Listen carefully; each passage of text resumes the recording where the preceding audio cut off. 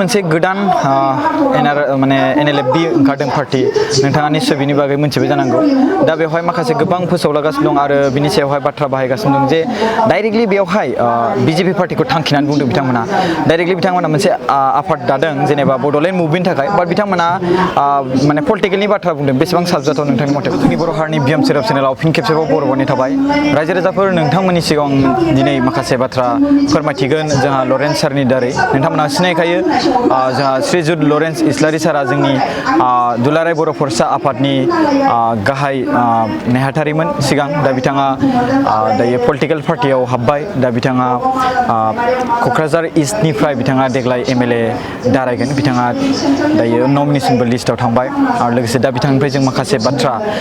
माने समाजनि बागै जों मिथिगोन आरो बिथाङा दायो जुदि देरहायोब्ला बिथांनि फार्स्ट आगाना मा जागोन आरो लोगोसे दायो मोनसे गोदान आफाद खुलिदों माने ओंखारदों बेनो जाबाय NLFB बिनि सायावबो जों सारनिफ्राय माखासे बाथ्रा मिथिगोन गिबि गिबियावनो सार नोंथांखौ जोंनि BM सोदोब चेनेलाव बरायग्रोबाय आरो लोगोसे नोंथांनि जे नाजानायावहाय जोंनि BTR बा बे मोननो हाबाय बिनि थाखायबो गोसो गोरबोयै आरो खेबसेबा फार्स्ट टाइम नालाय सार जों नोंथांजों मोगा मोगि लानाया बिनि थाखायनो पार्सनेलि आङो रायजो राजानि जानानै गोजोननाय जासिबाय सार दायो नोंथाङा इस्ट क'क्राझारनिफ्राय नमिनेसन लिस्ट जाबाय नङा होमबा जाय जुदि देरहायोब्ला नोंथांखौ मिनिस्टार बानायगोन होनना बुंदों बे बेसेबांसिन सैथो नाय पार्टिया दासिमबो टिकेटखौ डिक्लेयार खालामाखै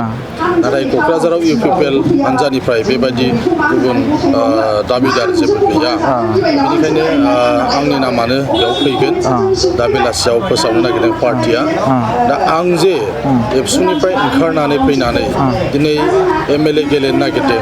बेयाव मोनसे मन्थ्रि जानायनि थाखाय नङा बेयो जाहैबाय जोंनि BTR एकर्डनि जेफोर क्लजफोर दंमोन जेफोर दफाफ्रा दाबो मावफुंजायाखै बे दफाफोरखौ मावफुंनो थाखाय आंबो वान अफ द सिगनेटरि जानायलाय आंहाबो मोनसे माने मावनो गोनां बिबान दङ आरो बिनिखायनो दिनै पार्टिया एबा जोंनि गेजेराव सावरायलायनानै सासे सुक्तिनि सागानगिरिया जुदि आरोबाव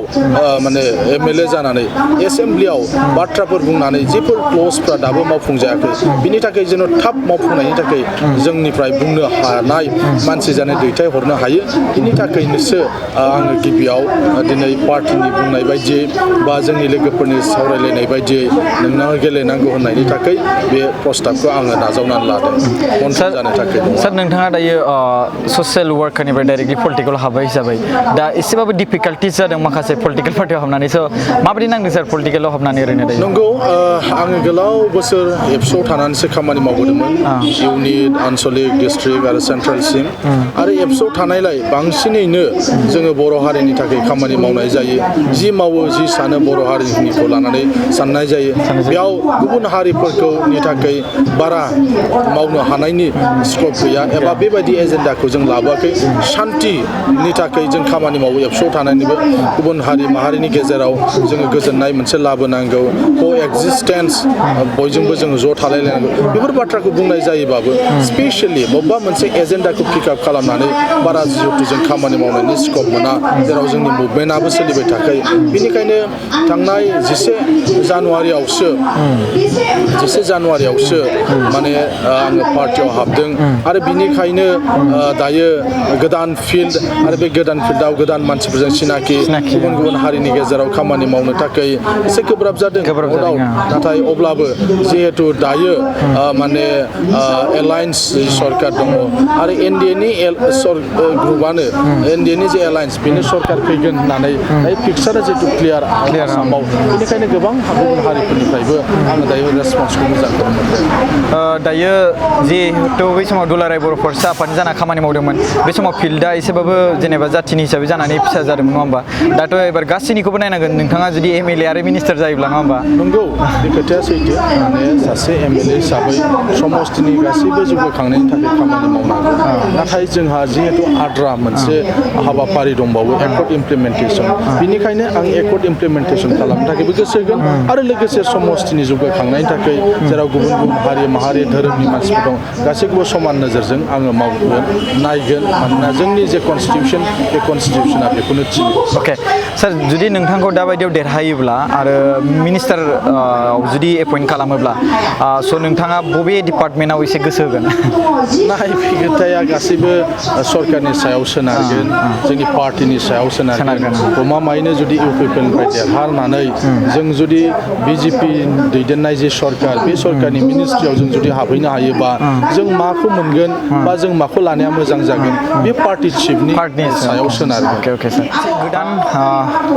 माने NLFB ओंखारदों पार्टि नोंथाङा निस्सय बिनि बागै मिथिबाय जानांगौ दा बेवहाय माखासे गोबां फोसावलागासिनो दं आरो बिनि सायावहाय बाथ्रा बाहायगासिनो दं जे डाइरेक्टलि बेवहाय बिजेपि पार्टिखौ थांखिनानै बुंदों बिथांमोना डाइरेक्टलि बिथांमोना मोनसे आफाद दादों जेनेबा बड'लेण्ड मुभमेन्टनि थाखाय बाट बिथांमोना माने पलिटिकेलनि बाथ्रा बुंदों बेसेबां साबजाथाव नोंथांनि मथेब्ला दा जोंबो नुबाय ससियेल मिडिया आरो टिभिफ्राव जों नुदों NLFB national liberation front of Bodoland नाथाय जों मोनसे सन्देहबो खालामदों माबादि बियो आफादा मानोना NLFB होननानै नेशनेल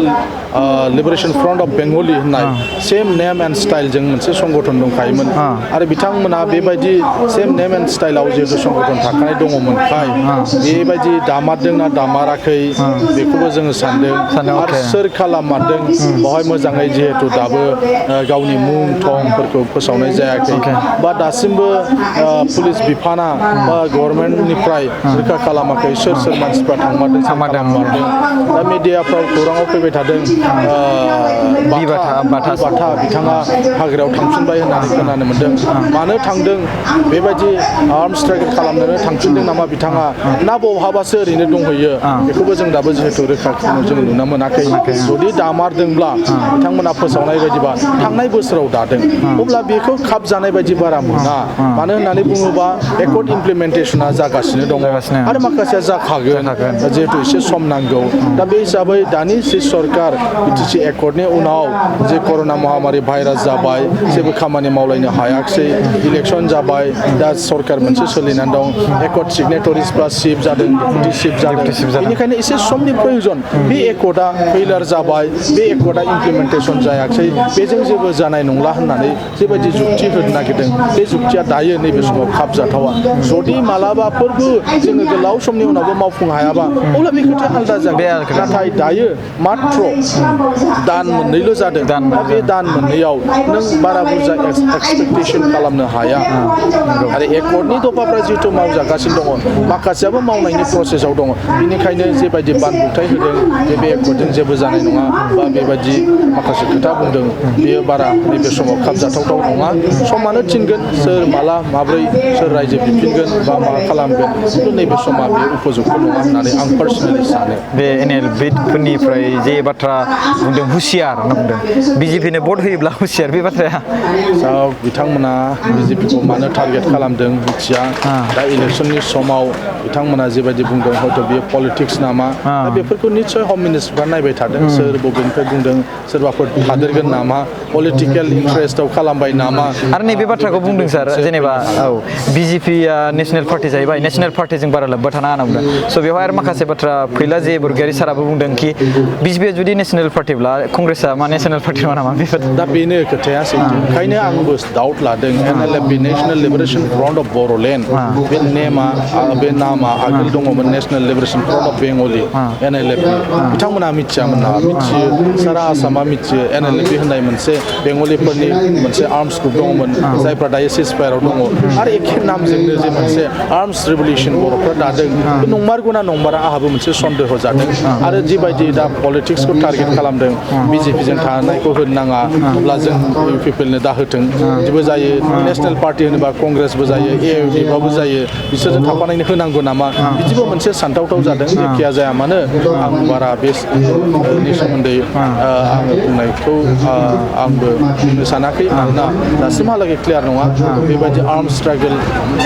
ग्रुप मोनसे दामारदों नामा दामाराखै सोर दामारखो बेफोरखौ नायखांनायनि उनाव हयथ' जों बुंनो हागोन बिनि बेकग्राउन्डआव सोर सोर दं अके सार दायो नैबे दा इलेक्सन जोबखांनायनि उनावहाय जे कमिसननि दारै इनक्लुजननि सोमोन्दै माखासे बाथ्रा बे ओंखारबावगोन होनना बुंदों बेनि बाथ्रानि सोमोन्दै रायजो राजानि थाखानाय मोनसे 6 शिड्युलाव मोनसे थाखानाय प्रभिजन बायदियै कमिसन मोनसे दानाय जादों बाउन्डारि एक्सटेनसननि थाखाय आरो बे खामानिया मावजागासिनो दङ जेला मावदोंमोन बे समाव बिटिसि इलेक्सन बाहायसो थाथ'लायबाय एगेन दायो खामानि मावदों जेराव दायो भिलेजार्सफोरनिफ्राय दायो एप्लिकेसन नाजावगासिनो दङ बिटिआरआव थागोन बेनि थाखाय बेबायदि मावबाय थानाय समावनो आरोबाव आसाम एसेम्ब्लिनि इलेक्सन फैनानै होबाय दा बावहाय बिथांमोननि खामानियाबो दसे थाथ'नो गोनां जादों जोंहा फोथायनाय दङ सरकारजों जिहेतु सावरायखानायमोन जुदि बाउन्डारि एक्सटेनसन जायाबा बावहायथ' जों एबसु जानानै माब्लाबाबो जों सागान होआमोन बेनिखायनो माखासे नियमनि गेजेरजों बे खामानिया जाफुंसारगोन होननानै जोंहा फोथायनाय दङ जेराव बर' कसारि वेलफेयार अट'नमास काउन्सिलावबो सनितपुर आरो बिश्वनाथ जिल्लाखौ सोखानाय जायाखै बेनिखायनो बेबो मोनसे इसारा जोंनि थाखाय जे बे मोननै जिल्लानि माने ओनसोला जोंनि बिटिआरआव हाबगोन बेखौ जों रोखायै बुंनो हागौ आदसा दायो नोंथांनि एरियानि सोमोन्दै सावरायनोसै दायो नोंथाङा इस्ट क'क्राझारनि MLA नमिनेसनाव थांबाय आरो बिनि गेजेराव नोंथाङा माबायदि मोनदों दायो बेसेबांसो भटफोरखौ बेसेबांसो पार्सेन्ट 100निफ्राय बावहाय 1,82,000 प्लास भट दङ बिनिनो 89,000 सामथिं बर' भट दङ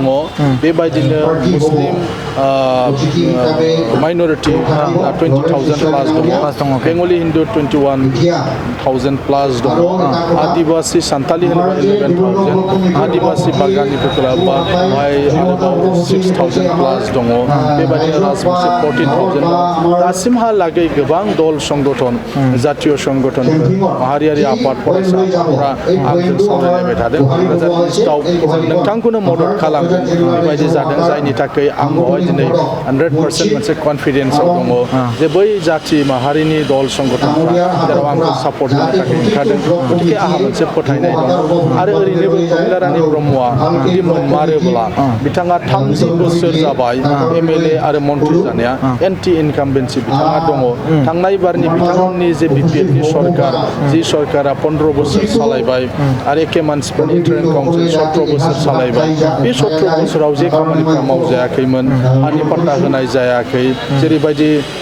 माने राहा लानांगौ खालामनाय जायाखै स्कुलफ्रा भेन्सारि दङ जोंनि एकर्डजों एबार स्कुलफ्रा दायो प्रभिन्सियेलाइज जासिगोन दा बेफोरखौ नुदों आरो जोंनि सरकारनिफ्रायबो जोंनि पार्टिनिफ्रायबो जोंनि जे दानि इउपिपिएलनि दैदेननाय जे सरकार बे सरकारा 66 डेज जे खामानि मावबाय बे खामानिनो जों हिसाब होदों थांनाय बिटिसि बिसायख'थियाव जोंनि इलेक्सन जे मेनिफेस्ट'आव जों मा बुंदोंमोन आरो जों दा बेखौ माखौ इमप्लिमेन्ट खालामखो आरो मा खालामबावगोन बे गासैखौबो रोखायै स्पष्ट खालामनायखाय रायजो राजाफ्रा बुजिदों सरकारनि बैसोआनो जुदि 2 मासल'बा बे 2 मासाव मा हाथावो मा हाथावा बेखौ पाब्लिकआ साननांगोन आरो बेखौ रायजो राजाफ्रा बुजिदों आरो मिथिनो मोन्दों दा बेलासियाव पार्टिनिफ्राय फोसावनाय जागोन गासैखौबो फोसावो ना बेसेबां फोसावो बेखौ आं मिथिया अके thank you sir thank you गोजोन्थों अके